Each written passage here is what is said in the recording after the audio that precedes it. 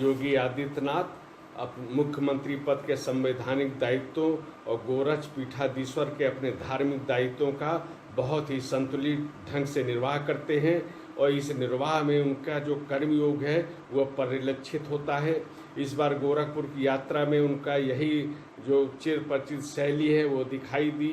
उन्होंने दोनों ही दायित्वों का निर्वाह किया, कोई अवकाश नहीं लेते हैं वो, और लगातार सतत कार्य करना यही कर्मयोग है जिस पे उनका निर्वाह होता है।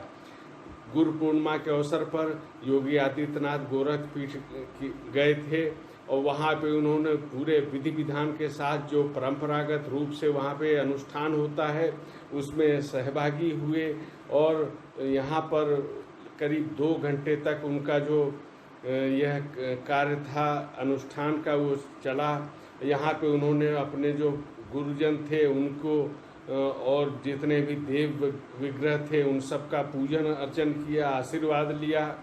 और इसके अलावा जो नाथ संप्रदाय के अनुयायी थे उन्होंने मुख्यमंत्री योगी आदित्यनाथ का आशीर्वाद लिया, पूजन किया और इस प्रकार एक अनुष्ठान हुआ जो महाआरती के साथ परंपरागत रूप से जो होती है उसके साथ अनुष्ठान की पूर्णता हुई। योगी आदित्यनाथ जब वहाँ जाते हैं तो गौशाला भी जाते हैं, उनको गुड़ खिलाते हैं। वो दृश्य निश्चय ही बड़ा मनोहारी होता है। गायों को, उनके बछड़ों को वो नाम से पुकारते हैं, वो भाव विवल होकर उनके पास आते हैं। कई बार वो गायों से नाम लेकर उनकी नाराज़गी का कारण भी पूछते हैं और ये बहुत ही यही एक संत के रूप में, योगी के रूप में उनका जो ये रूप है ये वहाँ पे दिखाई देता है। और उनकी ये यात्रा केवल अपने जो ये धार्मिक दायित्व है उनके निर्वाह तक सीमित नहीं थी। गोरखपुर में उन्होंने पोस्ट मास्टर जनरल कार्यालय भवन का और आरोग्य मंदिर उप डाकघर का शिलान्यास किया, पार्सल हब और नोडल डिलीवरी सेंटर का लोकार्पण किया।